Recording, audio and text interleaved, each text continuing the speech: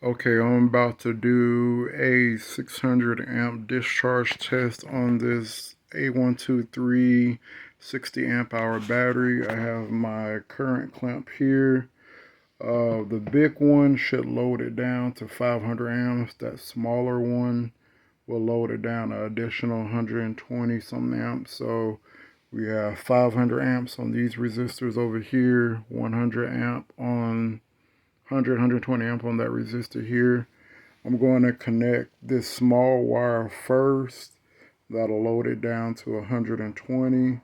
And then I'm going to hook up the bigger wire and that'll give it the additional 500.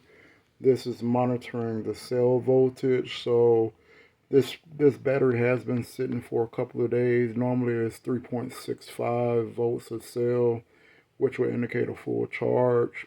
That's mainly a surface charge. Its working voltage really is around 3.2.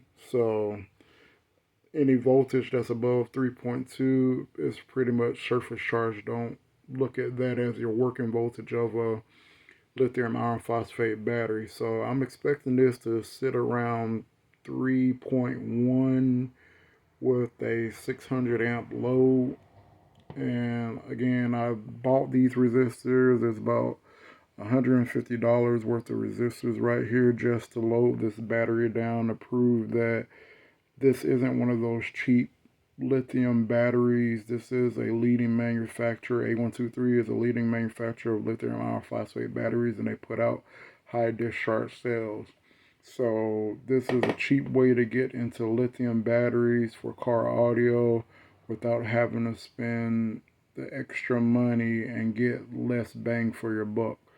So, like I said, I'm gonna hook up this small wire first, which is gonna load it down to 120 amps, and then I'm gonna hook up the larger one, and then the clamp should show 600 some odd amps. All right, give me 1 second to set things up.